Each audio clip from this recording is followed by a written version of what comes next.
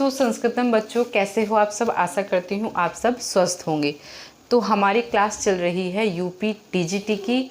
एक क्लास हमारी साहित्य की चलती है और एक क्लास हमारी सूत्र व्याख्या चल रही है, व्याकरण वाली क्लास। जो बाबूराम सक्सेना के सूत्र हैं वो सब भी पढ़ेंगे और उसके अलावा जो सूत्र पाणिनीय उसमें हैं अष्टाध्यायी में, वो भी हम लोग पढ़ेंगे। उनमें से भी कुछ सूत्र पढ़ेंगे और बाबूराम सक्सेना के हम सभी सूत्रों की व्याख्या अर्थ सहित देखेंगे। हमारे सूत्र चल रहे हैं व्याकरण वाली क्लास में। इस क्लास में अब संप्रदान संज्ञा करने वाले सूत्र, हमने कुछ संप्रदान संज्ञक सूत्र पढ़ लिए हैं।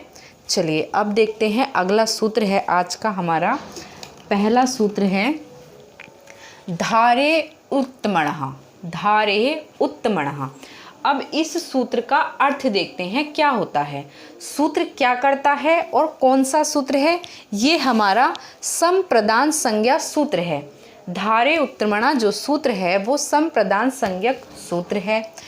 धारे षष्ठी विभक्ति में है, उत्तमणः प्रथमा में है और संप्रदानम की अनुवृत्ति आ जाएगी, ये प्रथमा विभक्ति में है।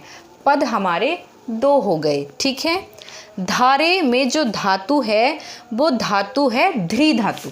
कौन सी धातु है, यहाँ लिख देते हैं, ध्री धातु। और ये जो ये है ये ऋजंत है, ऋजंत प्रत्यय है। धारे ध्री जो धातु है, धार्यति जो पद बना वो ऋजंत पद बना, ठीक है। धारे उत्तमणः, एक होता है कर्ज देने वाला, एक होता है कर्ज लेने वाला। जो कर्ज देता है उसे कहते हैं हम उत्तमणः।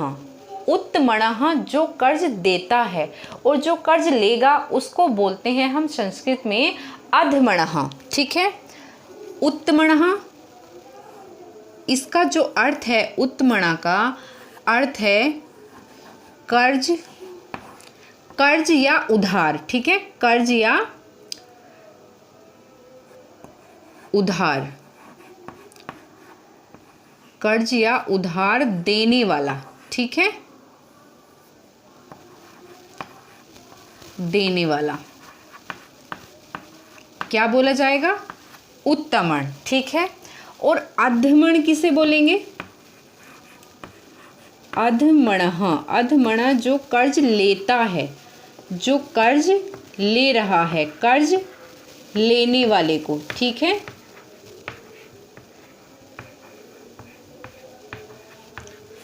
कर्ज लेने वाला अधमणः, ठीक है। उत्तमण है कर्ज या उधार देने वाला। देने वाला तो हमेशा बड़ा होता है, ऐसे भी रिलेट करके हम इसको पढ़ सकते हैं। जो उधार देता है, जो कर्ज देता है वो बड़ा होता है, वो ऊपर होता है, उसे बोलेंगे हम उत्तमणः। जो कर्ज ले रहा है, जो कर्ज लेता है वो व्यक्ति नीचा होता है, उसे हम नीचे को संस्कृत में अध बोलते हैं। ऐसे रिलेट कर सकते हैं, छोटा बड़ा की कोई बात नहीं होती है, ज़रूरत किसी को भी पड़ सकती है। इसे बस रिलेट करने के लिए पढ़ना है हमें, ठीक है। ये नहीं सोचना कि ऐसा होता है, नहीं। अधमण कर्ज लेने वाला, देने वाला उत्तमण, और जो दे रहा है वो उत्तमण और जो ले रहा है वो अधमण, ठीक है। इन चीज़ों को ध्यान रखेंगे तभी हमारा सूत्र का अर्थ समझ आएगा। धारे उत्तमणः। अब देखिए इस सूत्र का अर्थ, ध्री धातु के योग में, जब ध्री धातु आएगी, ध्री धातु के योग में हम उत्तमण की संप्रदान संज्ञा करेंगे, ठीक है। और जब हम उत्तमण की संप्रदान संज्ञा करेंगे तो हम उसमें चतुर्थी विभक्ति लगाएंगे। जैसे श्यामः अश्वपतये शतम धार्यति। शतम 100 रुपये, 100 रुपये, ठीक है। धार्यति में धातु ध्री धातु हो गई। अश्वपतये, श्यामः, श्याम, श्याम उधार ले रहा है, किससे, अश्वपति से। श्याम ने जो उधार लिया है वो अश्वपति से लिया है, तो जो अश्वपति है वो क्या है, उत्तमण। उत्तमण अश्वपति से उधार लिया है, अश्वपति ने उधार दिया है, अश्वपति देने वाला है और लेने वाला कौन है, श्यामः। तो श्यामः ने क्या लिया है, उधार।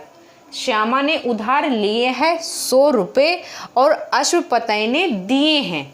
जो देता है वो उत्तमण कहलाएगा।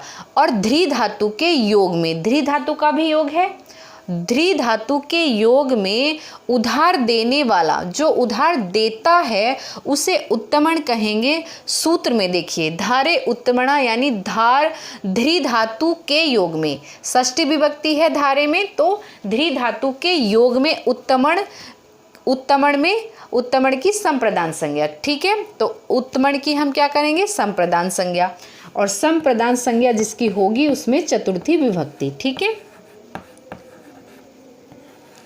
आ गया समझ, संप्रदान संज्ञा। अब इसमें एक दो प्रश्न और बनते हैं कि जो उत्तमण होता है उसकी हिंदी क्या होती है। उत्तमण की हिंदी होगी उधार देने वाला।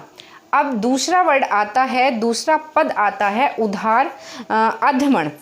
अधमण की हिंदी क्या होगी, ये पद आ जाते हैं कई बार पूछने के लिए कि जो अधमण है वो संप्रदान में क्या भूमिका निभाता है या उसका क्या अर्थ है। जो अधमण है वो लेने वाला व्यक्ति है, जो अधमण है वो लेता है और जो उत्तमण है वो देता है। तो जब हम संप्रदान संज्ञा करेंगे तो अधमण की होगी या उत्तमण की होगी, उत्तमण की होगी। जब हमें अर्थ पता होगा कि उत्तमण मीन्स होता क्या है, उधार देने वाला उत्तमण है और लेने वाला क्या कहलाएगा, लेने वाला अधमण। ठीक है, सॉरी, लेने वाला अधमण, लेता है नीचे, उत्तमण देता है ऊपर। इससे रिलेट करके पढ़ सकते हैं। ठीक है, अब अगला एग्जाम्पल से समझ लेते हैं। गोविंदो रामाय लक्ष्यम धार्यति। धार्यति में कौन सी धातु है, ध्री धातु, तो योग किसका हो गया, ध्री धातु का। ये वाली शर्त हमारी कंप्लीट हो गई, ध्री धातु का योग। ध्री धातु के योग के लिए कहा था। अब ध्री धातु के योग में उत्तमण की क्या करेंगे, संप्रदान संज्ञा। उत्तमण की संप्रदान संज्ञा करेंगे तो हम इसका अनुवाद का अर्थ देखते हैं।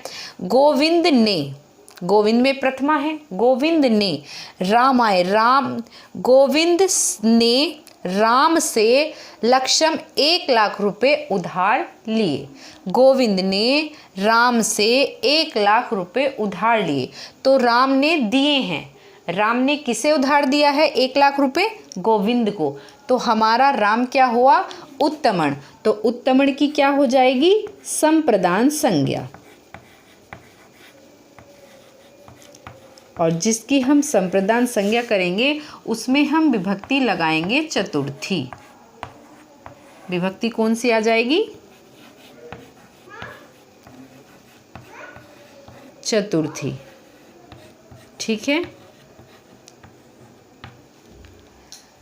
हमेशा ध्यान रखेंगे, हमें उत्तमण ध्यान रखना है। उत्तमण क्या है, उत्तमण का अर्थ क्या है, उधार देने वाला, कर्ज देने वाला उत्तमण होता है। और उत्तमण की हम संप्रदान संज्ञा करेंगे और संप्रदान संज्ञा के लिए चतुर्थी विभक्ति लगाएंगे। किसके योग में, धार्यति, ध्री धातु के योग में। और ध्री धातु हमारी, ये जो धार्यति पद बना, क्रियापद है, ये बना है ऋजंत, ऋजंत है ये। ठीक है, ध्री धातु के योग में उत्तमण की संप्रदान संज्ञा।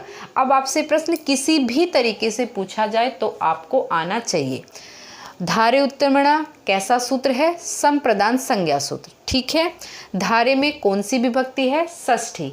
उत्तमण में प्रथमा। उत्तमण की हिंदी क्या है, उधार या कर्ज देने वाला। जो कर्ज लेता है उसे क्या कहेंगे, अधमणः। ठीक है, धार्यति कैसा है, ध्री धातु के योग में ऋजंत प्रत्यय, ध्री धातु है और ऋजंत प्रत्यय है। ठीक है, चलिए ये सूत्र हमारा कंप्लीट हो गया। चलिए अगला हम देख लेते हैं। अगला सूत्र है हमारा इस्प्रहेरी इप्सितः। इस्प्रहेरी इप्सितः कैसा सूत्र है, संप्रदान संज्ञा करने वाला सूत्र, वही हमारे अभी चल रहे हैं। इस्प्रेहे, इस्प्रेहे षष्ठी विभक्ति, क्योंकि इस्प्रेहे धातु के योग में षष्ठी विभक्ति आएगी। ठीक है, इस्प्रेहे में षष्ठी विभक्ति, इप्सितम में प्रथमा विभक्ति, और संप्रदान में भी हमारी प्रथमा विभक्ति। तो पद हमारे हो गए 1 और 2 पद हो गए हमारे। अब स्प्रेह का मतलब क्या है? स्प्रेह का मतलब है हमारा स्प्रेह धातु, ठीक। ईप्सित जो हमें अभीष्ट है, जिसे हम चाह रहे हैं, ठीक है, जिसे हम चाह रहे हैं, जो अभीष्ट है, अभीष्ट की क्या करेंगे? संप्रदान।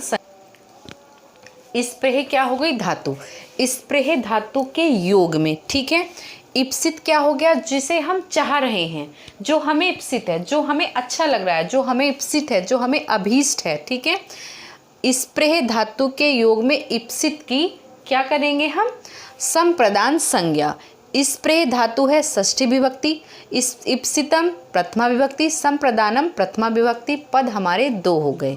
अब देखिए, जैसे कन्या पुष्पेभ्य स्पृहति, स्पृह धातु है, यहाँ पर स्पृह धातु है, इसका योग हो गया। पहली शर्त हमारी सूत्र की कंप्लीट है।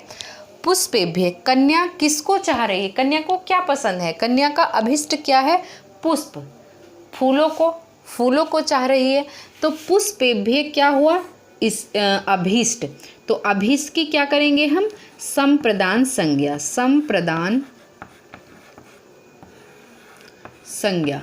और जिसकी संप्रदान संज्ञा होती है उसमें कौन सी विभक्ति? चतुर्थी विभक्ति।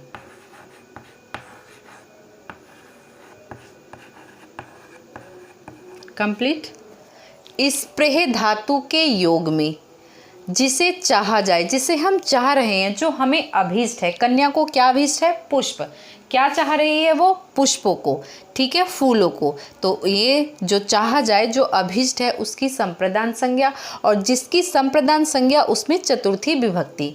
ये हमारा कंप्लीट हो गया। बाबूराम सक्सेना में एक उदाहरण और दिया है हमारा, स्पृहावती वस्तुषु केशु मागधी। ये रघुवंश का श्लोक है। रघुवंश जो महाकाव्य है कालिदास जी का लिखा हुआ, उसका श्लोक है ये। स्पृहावती वस्तुषु केशु, वस्तुषु और केशु में सप्तमी विभक्ति। कभी कभी चाहना, चाहने में, अभीष्ट में सप्तमी विभक्ति भी दिखाई देती है। ये चीज़ हम ध्यान रखेंगे। ये हमें बाबूराम सक्सेना में जो हमारी संस्कृत व्याकरण है, संस्कृत व्याकरण प्रवेशिका, उसमें लिखा है, ठीक है। ईप्सित का कभी कभी संप्रदान रूप प्रयोग होता है और कभी कभी हमें सप्तमी विभक्ति भी देखने को मिलती है। जैसे रघुवंश महाकाव्य के तीसरा सर्ग और 5वें श्लोक में मिला है एक, स्पृहावती वस्तुषु केशु मागधी। इसमें कौन सी विभक्ति का प्रयोग हुआ है? सप्तमी का। किंतु जब हमारा ये सूत्र आएगा स्प्रेहरीप्सत, स्प्रेहरी ईप्सितः, जो हमारा सूत्र है उसमें हमें स्प्रेह धातु का योग करना है। स्प्रेह धातु का योग हो और जो हमें अभीष्ट है, जो कर्ता को अभीष्ट है, जो कर्ता चाह रहा है, उसकी अभीष्ट की हम क्या करेंगे? संप्रदान संज्ञा। तो हमें क्या लगानी है? चतुर्थी। चलिए, ये वाला सूत्र हमारा कंप्लीट हो गया। अब नेक्स्ट देख लेते हैं जल्दी से। आज संप्रदान संज्ञा करने वाले सारे सूत्र हमें पढ़ लेने हैं ताकि आगे हम अगले सूत्रों का रिवीजन कर सकें। अगला सूत्र है हमारा, चलिए अगला सूत्र है हमारा क्रुद्ध द्रुहेर्ष्या असूया अर्थान नाम। क्रुद्ध द्रुह ईर्ष्या असूया अर्थान नाम, अर्थ वाली धातुओं के योग में क्रुद्ध दुहे ईर्ष्या असूया अर्थान नाम। क्रुद्ध द्रुह ईर्ष्या और असूया अर्थान नाम यम प्रति कोपः, जिसके प्रति कोप किया जाए या जिसके प्रति क्रोध किया जाए वो क्या है? वो हमारा संप्रदान है। सूत्र कैसा है? संप्रदान संज्ञक। पद कितने हो गए? 1 2 3 पद हमारे हो गए 3। अब कौन कौन सी धातुओं के योग में? क्रुद्ध धातु के योग में, दूसरा द्रोह धातु के योग में, ठीक है। द्रोह धातु के योग में, ईर्ष्या धातु के योग में और असूया। असूया, ये जो 4 धातुएं हैं हमारी, इन चारों धातुओं के योग में क्रोध, द्रुह, क्रोध और द्रुह, कौन सी धातु है? द्रुह। द्रोह, ईर्ष्या, असूया,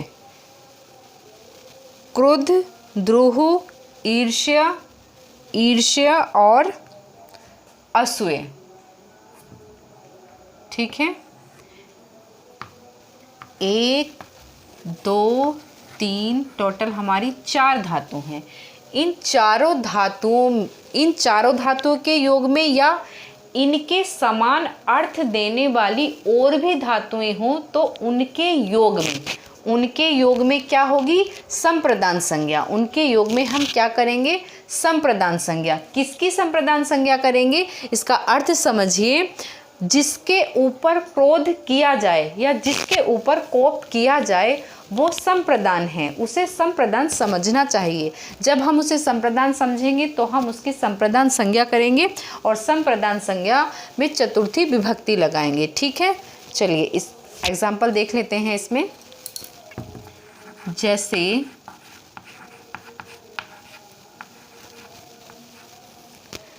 जैसे दिया है हमारा बाबूराम सक्सेना में, खलाह सज्जनेभ्य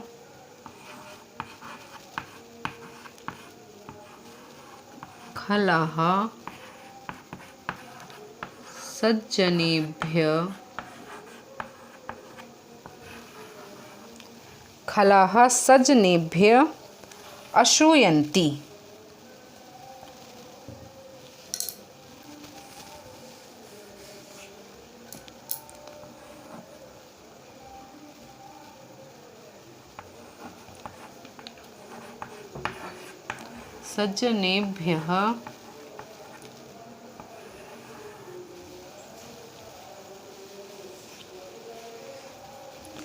सज्जनेभ्यः अश्रूयन्ति।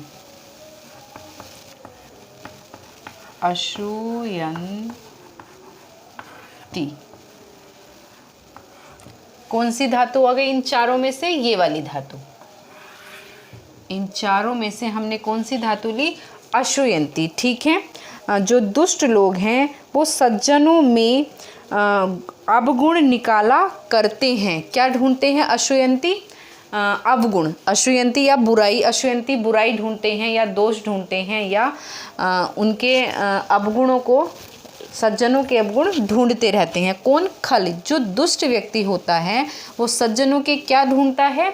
अवगुण ढूंढता है, उनकी बुराई करता है, बुराई को ही खोजता है। बुरा है तो बुराई ही खोजेगा। तो कौन सी धातु के योग में हमने सज्जन की क्या की? संप्रदान संज्ञा। अश्रूय धातु के योग में। यहाँ किसका, कौन सी धातु का योग है?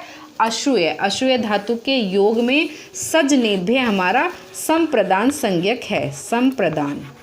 संप्रदान कौन हुआ? सज्जनेभ्य, जिसकी हमने बुराई की, जिसमें हमने अवगुण निकाले, उसकी हमने क्या की? संप्रदान संज्ञा। और जिसकी संप्रदान संज्ञा की जाती है उसमें हम लगाते हैं चतुर्थी विभक्ति। ठीक है, चलिए एक और देख लेते हैं। स्वामी भृत्याय क्रुध्यति।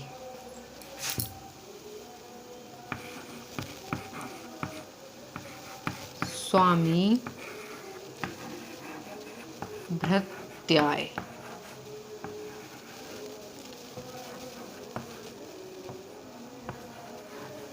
क्रुध्यति। धातु कौन सी आ गई हमारी? क्रुद्ध, ये वाली धातु। ठीक है, क्रुद्ध धातु आ गई हमारी।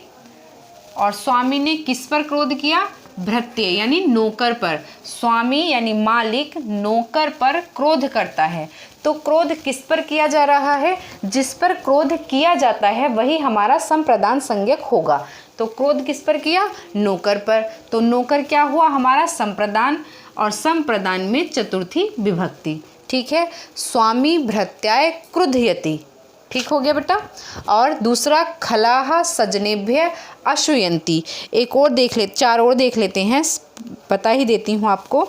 सटाहा सर्वेभ्यो दुह्यंती, जो 60 लोग हैं, जो दुष्ट लोग हैं, सबसे द्रोह रखते हैं। ठीक है, सठाहा सर्वेभ्यो, सबसे क्या करते हैं, द्रोह करते हैं, सबसे द्रोह करते हैं। द्रोह धातु के योग में जो क्या है, सब है, सबसे द्रोह किया जा रहा है, तो सर्वेभ्यो हम उसे संप्रदान करेंगे, चतुर्थी विभक्ति लगाएंगे। सठाहा सर्वेभ्यो दुह्यंती, सटाह लोग जो दुष्ट लोग होते हैं वो सभी से क्या करते हैं, द्रोह।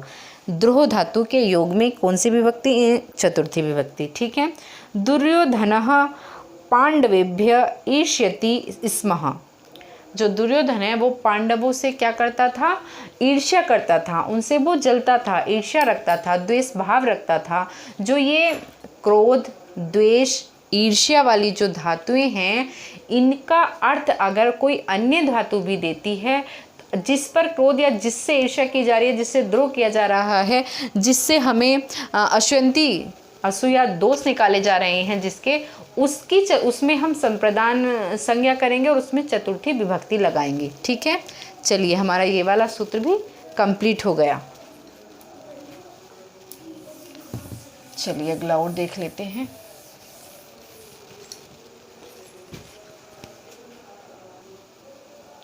चलिए अगला भी हमारा इसी से संबंधित ऐसा ही सूत्र है, लेकिन वो क्या है, वो संप्रदान नहीं करेगा। क्या करेगा, कर्म संज्ञा करेगा। ये वैसे हमें द्वितीय विभक्ति कारक जो है वहाँ कर्म संज्ञा पढ़ेंगे, अभी हमारा संप्रदान संज्ञा सूत्र ही चल रहे थे, लेकिन ये यहाँ पढ़ेंगे तो हम तुलना करके पढ़ेंगे, गलत नहीं होगा। कर्म संज्ञा क्या करेगा ये सूत्र, कर्म संज्ञा। दोनों सूत्र एक जैसे हैं, किसका अंतर है, उपसर्ग का। ठीक है,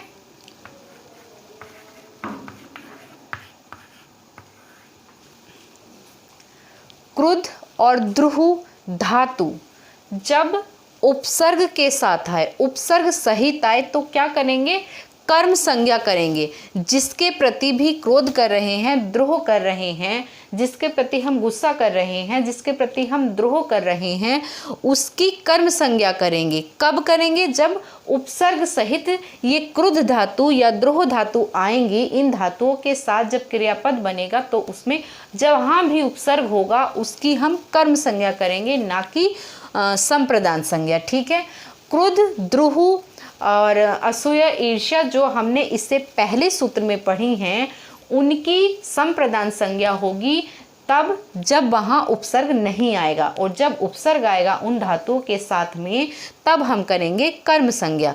ठीक है, ये दोनों सूत्र बहुत अच्छे हैं, कन्फ्यूजन पैदा करते हैं, तो इनको हम एक साथ ही देखेंगे। क्रुद्ध द्रोह के योग में षष्ठी विभक्ति, उपसृष्टयो यानी उपसर्ग सहित षष्ठी विभक्ति। उपसर्ग के योग में षष्ठी विभक्ति, कर्म प्रथमा, यम द्वितीया, प्रतीकोपः प्रथमा। 1 2 3 कितने पद हो गए, 3। यम प्रतीकोपः हमने पिछले सूत्र की अनुवृत्ति ली है। ठीक, 1 2 3 ये हमारे पिछले ही सूत्र की अनुवृत्ति है, यम प्रतीकोपः। क्रुद्ध द्रोह उपसष्टयो कर्मः, यानी इस सूत्र की क्या होगी, कर्म संज्ञा। किसकी कर्म संज्ञा और कब होगी, शर्त है इसमें, जब क्रुद्ध और द्रुह धातु उपसर्ग के साथ में आएगी तब हम उसकी कर्म संज्ञा करेंगे, ना कि संप्रदान संज्ञा। ठीक है, क्रुद्ध द्रुह धातु उपसर्ग के साथ में तब जहाँ भी आएगी तब उसकी कर्म संज्ञा होगी। जैसे देखिए, पिता पुत्रं अभि क्रुद्धयति। अभी क्या है यहाँ पर, उपसर्ग। अभी क्या है, उपसर्ग है, और उपसर्ग के साथ में धातु कौन सी आई है हमारी, क्रुद्ध धातु। दोनों शर्तें कंप्लीट हो गई, उपसर्ग भी आया और क्रुद्ध धातु भी आई। तब पुत्र में क्या हुआ, पुत्र हमारा कैसा हुआ, कर्म संज्ञा। पुत्र की क्या होगी, कर्म संज्ञा। अगर यहाँ क्रुद्धयति आता तो ये पुत्राय हो जाता। ठीक है, अगर यहाँ पर अभी उपसर्ग नहीं आता और क्रुद्ध धातु आती तो संप्रदान होता किसमें, जिस पर कोप किया जा रहा है, जिस पर क्रोध किया जा रहा है। किंतु यहाँ अभी उपसर्ग है, जो हमारी धातु है क्रुद्ध और क्रियापद बना रही है उसमें अभी क्रुद्धयति, अभी क्या है, उपसर्ग है। उपसर्ग सहित जब क्रुद्ध धातु आएगी तो हम उसकी कर्म संज्ञा करेंगे, ना कि संप्रदान संज्ञा। संप्रदान संज्ञा में उपसर्ग नहीं होगा। जहाँ भी क्रुद्ध, द्रुह, असूया, ईर्ष्या जो धातु हैं या उनके समान कोई भी अर्थ देने वाली, उनके समान अर्थ देने वाली कोई भी धातु अगर आती है तो संप्रदान संज्ञा। और द्रुह और क्रुद्ध और द्रुह धातु जब उपसर्ग सहित आएंगी तो उसकी कर्म संज्ञा। चलिए, ये वाला सूत्र भी हमारा कंप्लीट हो गया।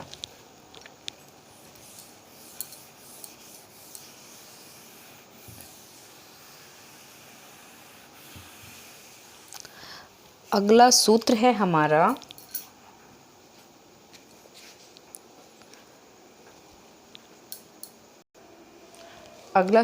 हमारा राधिक्षयो यस्य बी प्रश्नः। बी प्रश्नः विचार करना, विविध प्रकार की सोच विचार करना, ठीक है। जिसके विषय में सोचा जाए या विचार किया जाए उसकी संप्रदान संज्ञा, ठीक है। राधि और ईक्षयो, ईक्षयो के योग, धातु के योग में षष्ठी विभक्ति। राधि और ईक्ष धातु के योग में यस्य षष्ठी। बी प्रश्न यानी विविध प्रश्न, अनेक प्रश्न सोचे जाएं या उसके विषय में सोचा जाए, सोच विचार किया जाए, उसकी संप्रदान संज्ञा। जिसके विषय में, यस्य क्यों आया, षष्ठी विभक्ति का सर्वनाम जो आया है यस्य, जिसके विषय में विविध प्रश्न हो, जिसके विषय में विविध प्रश्नों, शुभ अशुभ के विषय में हम जब सोचते हैं तो उसकी राधि और ईक्ष धातु के योग में, कौन सी धातु हो, राधि और ईक्ष धातु, ठीक है।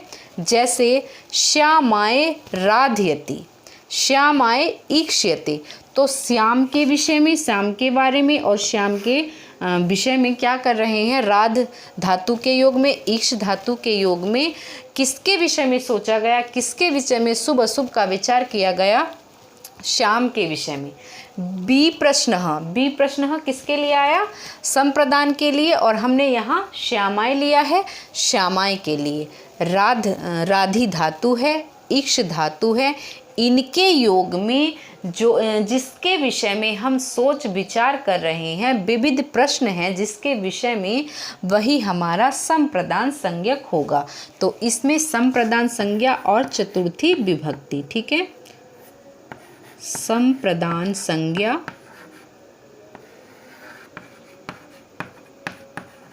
और जिसकी संप्रदान संज्ञा उसमें चतुर्थी विभक्ति, ठीक है। राधि और ईक्ष धातु के योग में जिसके विविध प्रश्न हैं उसकी क्या करेंगे, संप्रदान संज्ञा। चलिए, ये वाला सूत्र भी हमारा कंप्लीट हो गया। बस धातु ध्यान रखेंगे, राध और ईक्ष धातु, राध और ईक्ष धातु के योग होना चाहिए, और बी प्रश्न उसके विषय में विविध प्रश्न, ठीक है। अगला है प्रत्यांगभ्याम श्रुवः पूर्वस्य कर्ता। चलिए, अगला सूत्र देख लेते हैं। अभी दो सूत्र हमारे और, चलिए 2-3 सूत्र और हैं हमारे जो संप्रदान संज्ञा करते हैं, देख लेते हैं। प्रत्यांगभ्याम श्रुवः पूर्वस्य कर्ता क्या करेगा, संप्रदान संज्ञा करेगा। कैसा सूत्र है ये, संप्रदान संज्ञक सूत्र है। प्रत्यांगभ्याम पंचमी विभक्ति, श्रुवः षष्ठी विभक्ति, पूर्वस्य दिखाई दे रहा है षष्ठी विभक्ति, कर्ता प्रथमा में, और संप्रदानम हमारी अनुवृत्ति आ जाएगी, वो भी किसमें है, प्रथमा विभक्ति में, ठीक है। प्रति उपसर्ग हो, आंग उपसर्ग हो, पूर्वकः प्रति उपसर्ग हो, आ उपसर्ग हो, पूर्वक श्रु धातु के योग में श्रु धातु हो, कौन सी धातु हो, श्रु धातु हो, ठीक है। और श्रु धातु से पहले आ और प्रति उपसर्ग हो, श्रु धातु हो, श्रु धातु का योग हो। सूत्र क्या कह रहा है, श्रु धातु का योग हो, प्रति और आंग उपसर्ग हो, कर्ता, पूर्व से कर्ता, पूर्व में जो पूर्व का जो कर्ता है वो संप्रदान संज्ञक है। क्या कहा, सूत्र का अर्थ एक बार फिर से समझते हैं। प्रति आ पूर्वक श्रु धातु, प्रति और आ जो उपसर्ग हैं और श्रु धातु का योग है, और पूर्व का जो कर्ता है, इन धातु के योग में जो पूर्व का कर्ता है वो संप्रदान संज्ञक कहलाएगा, उसकी संप्रदान संज्ञा होगी। जैसे कृष्णो विप्राय गाम प्रति शृणोति या आशृणोति वा। ठीक है, कृष्णो, कृष्ण ने विप्र को गाय दी। अब इसमें कहा पूर्व से कर्ता, पूर्व का जो कर्ता विप्र कैसे बना, वो ऐसे बना, इसमें जो अनुवाद है ऐसा कहा होगा कि ब्राह्मण ने कहा होगा कि मुझे गाय देनी है, मुझे गाय देनी है, तो विप्र क्या हुआ, विप्र हमारा पूर्व का कर्ता हुआ। इस समय जो कर्ता है इसके अकॉर्डिंग तो कृष्णा है, लेकिन हमें कृष्णा की नहीं पूर्व कर्ता की संप्रदान संज्ञा करनी है। हमारा सूत्र कह रहा है कि जो पूर्व कर्ता है उसकी संप्रदान संज्ञा करेंगे। अब हमारा कर्ता इसके अकॉर्डिंग कृष्ण है, लेकिन विप्राय पहले विप्र ने, पहले ब्राह्मण ने ही कहा होगा कि मुझे गाय देनी है, तभी कृष्ण ने प्रतिज्ञा ली होगी गाय देने के लिए, गाय को देने के लिए कृष्ण ने प्रतिज्ञा की होगी। ऐसा क्या है, पूर्व का, यहाँ पूर्व में जो कर्ता रहा होगा उसकी हम क्या करेंगे, संप्रदान संज्ञा। अब गाय कृष्ण ने ऐसे तो दे ही नहीं दी होगी कि किसी भी पंडित को पकड़ा, किसी भी ब्राह्मण को पकड़ा या किसी भी व्यक्ति को पकड़ा, चल भाई तू गाय ले जा, ऐसा तो होगा नहीं। क्या होगा, पहले बताया गया होगा। पहला जो हमारा कर्ता है, कोई भी व्यक्ति जिसे कोई दान चाहिए, जिसे कोई वस्तु दी जा रही है, ब्राह्मण हो या कोई और हो, जिसे कोई वस्तु चाहिए, पहले वो कहेगा कि जब उसे ज़रूरत होगी वो कहेगा या वो बताएगा, तभी तो दूसरा व्यक्ति देगा। ऐसे तो किसी को नहीं पता चल रहा कि किस चीज़ की ज़रूरत है मैं दे दूं, ऐसा नहीं होता। पहले क्या सोचना है, पहले कहा होगा। तो जब कहा जा रहा है, जो व्यक्ति पहले कह रहा है वो व्यक्ति क्या होगा, कर्ता होगा, पूर्व के कर्ता की संप्रदान संज्ञा। ठीक है, ये सूत्र थोड़ा सा हटकर है, इसे हम यहीं आराम से देखेंगे तो समझ आ जाएगा। प्रति उपसर्ग हो, श्रु धातु हो, आंग उपसर्ग हो, श्रु धातु हो, दोनों शर्तें कंप्लीट हो गई। प्रति उपसर्ग भी है और आ उपसर्ग भी है और श्रु धातु भी है। ठीक, और पूर्व का कर्ता विप्र रहा होगा, विप्र ने ही कहा होगा मुझे गाय देनी है, ये अनुवाद का अर्थ निकल कर आता है। तो विप्राय की क्या की, संप्रदान संज्ञा। आपसे कभी कभी क्वेश्चन ऐसे भी पूछा जा सकता है, कृष्णो विप्राय गाम प्रति शृणोति आशृणोति वा, इन दोनों में से एक ही शब्द आएगा, एक ही पद आएगा, या तो प्रतिश्रुति आएगा या आशृणोति आएगा। मैंने बा लगाया है। ठीक है, चलिए अब यहाँ कहा जाता है जो विप्र है, जो यहाँ विप्र है, विप्र कैसा करता है, एक क्वेश्चन बन जाता है, विप्र जो है कैसा करता है। अगर हमें अर्थ पता होगा, सूत्र का हमें सूत्र याद है, सूत्र का अर्थ भी याद है, तो हम यहाँ देखेंगे कि प्रति उपसर्ग है और श्रु धातु है, श्रु धातु के साथ जब प्रति और आंग उपसर्ग आएंगे तो कर्ता कैसा होगा, पूर्व कर्ता। कर्ता हमारा विप्र जो यहाँ है वो पूर्व का कर्ता है और पूर्व के कर्ता की संप्रदान संज्ञा। ठीक है, पूर्व के कर्ता की ही क्या करेंगे, संप्रदान संज्ञा, और जिसकी संप्रदान संज्ञा होगी उसमें चतुर्थी विभक्ति अपने आप हो जाएगी। ठीक है, चलिए ये फाइनल हो गया। प्रति आंग उपसर्ग श्रु धातु के साथ में, श्रु धातु के साथ में प्रति और आंग उपसर्ग होगा तो पूर्व के कर्ता की संप्रदान संज्ञा। ठीक हो गया। एक और सूत्र है जो बाबूराम सक्सेना में नहीं दिया, लेकिन ये भी इसी तरीके का सूत्र है, हो सकता है आपसे अनुवाद देकर पूछा जाए। ठीक है, तो हमारा अगला सूत्र है ये अनुप्रतिग्रहणस्य। अनुप्रतिग्रहणस्य सूत्र है और इस सूत्र से अनुवृत्ति लेंगे पूर्वस्य कर्ता संप्रदानम। ठीक हो गया। अनुपसर्ग हो, यहाँ पर क्या कहा जाएगा, अनुपसर्ग हो, प्रति उपसर्ग हो और धातु कौन सी हो, ये ग्री धातु। ग्री धातु के योग में क्या करेंगे, पूर्व के कर्ता की संप्रदान संज्ञा, पूर्व का कर्ता ही हमारा संप्रदान है। अनुपसर्ग हो, प्रतिउपसर्ग हो और ग्री धातु हो। ध्यान रखेंगे, यहाँ हमारी उपसर्ग प्रति है लेकिन धातु चेंज है।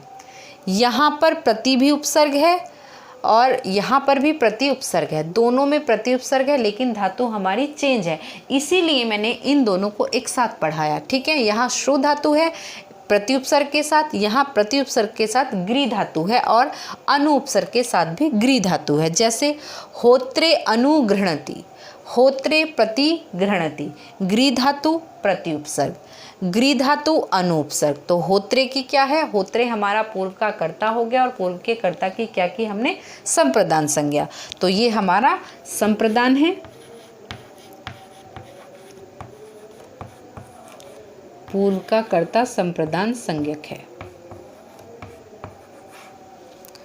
यहाँ पर भी क्योंकि ग्री धातु आई है, यहाँ पर अनुपसर्ग है, इसमें भी ग्री धातु प्रति उपसर्ग और ये हमारा संप्रदान है। ठीक है, चलिए तो संप्रदान संज्ञा करने वाले सूत्र हमारे कंप्लीट हो गए हैं। संज्ञा सूत्र ही पढ़ाने थे मुझे यहाँ, बाकी जो हमारा चतुर्थी विभक्ति वाला संप्रदान कारक है उसमें हमारे बाबूराम सक्सेना में और भी दिए हैं, हमें संज्ञा सूत्र ही पढ़ने थे। अगला है हमारा,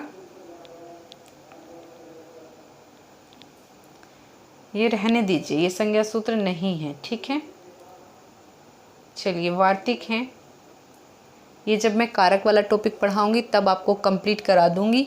तो ये हमारे संप्रदान संज्ञा करने वाले सूत्र थे। ये हमारा बाबूराम सक्सेना से भी मैंने आपको एक्स्ट्रा पढ़ा दिया है, जिससे जब ग्री धातु पूछा जाए और श्रु धातु पूछा जाए तो प्रति में हमें कन्फ्यूज़न ना हो। हमें ध्यान रखना है कि प्रति जो उपसर्ग है वो ग्री धातु के साथ भी है और श्रु धातु के साथ है, लेकिन जब हमारा प्रत्यांग भ्याम श्रुवः पूर्वस्य कर्ता आएगा तो हम श्रु धातु के साथ पूर्व के कर्ता की क्या करेंगे, प्रति उपसर्ग के साथ श्रु धातु आएगी तो संप्रदान संज्ञक, और यहाँ पर ग्री धातु आएगी। यहाँ पर संप्रदान संज्ञा ही करनी है। ठीक है, यहाँ कोई और संज्ञा नहीं करनी, चाहे ग्री धातु आए चाहे श्रु धातु आए, प्रति उपसर्ग यहाँ भी है और प्रति उपसर्ग यहाँ भी है। चलिए संप्रदान संज्ञा सूत्र हमारे कंप्लीट हो गए। कल हम नेक्स्ट संज्ञा करने वाले सूत्र देखेंगे। इससे आगे के अपादान पढ़ लिया, संप्रदान पढ़ लिया, अब इससे आगे के हम कल की वीडियो में देखेंगे। ठीक है, अगला एक दिया है सूत्र, परिक्रियणे संप्रदान अंतमस्य श्याम निश्चित काल के लिए वेतन इत्यादि पर किसी को रखना या लगाना उसका परिक्रियण कहलाता है। उस परिक्रियण में जो कारण है, जो करण होता है, वह विकल्प से संप्रदान होता है। विकल्प से संप्रदान मैं आपको तृतीया में भी पढ़ा सकती हूँ और जब कारक पढ़ाऊँगी तब पढ़ाऊँगी। सतेन सताए व परिकृतः, विकल्प से संप्रदान होगा यहाँ पर। ठीक है, अगला कारक में दिया है तुमार्थच भववचनात्, ये हमारा विधि सूत्र है, संज्ञा सूत्र नहीं है। संज्ञा सूत्र जितने थे मैंने आपको संप्रदान संज्ञा करने वाले पढ़ा दिए हैं। विधि सूत्र में इसके बाद पढ़ाऊंगी। संज्ञा सूत्र पूरे हो जाएंगे जब, समास में भी हो सकते हैं और भी अदरवाइज हमारे जहाँ जहाँ भी संज्ञा सूत्र होंगे वो मैं सब पढ़ाऊंगी। फिर मैं विधि सूत्र पढ़ाऊंगी, नियमन करने वाले सूत्र भी पढ़ाऊंगी और अधिकार सूत्र भी पढ़ाऊंगी और परिभाषा करने वाले सूत्र भी पढ़ाऊंगी। 6 प्रकार के सूत्र होते हैं, परिभाषा सूत्र होते हैं, संज्ञा सूत्र होते हैं, अधिकार सूत्र होते हैं, विधि सूत्र होते हैं और नियमन करने वाले सूत्र होते हैं। विधान करने वाले जो हमारे सूत्र हैं, इन 6 प्रकार के जो सूत्र हैं इन सबको देखेंगे।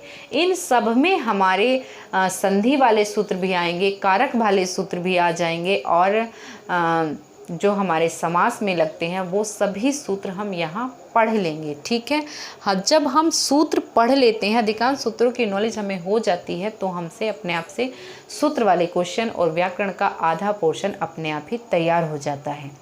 आज के लिए इतना ही रहने दीजिए, तब तक के लिए जयतु संस्कृतम।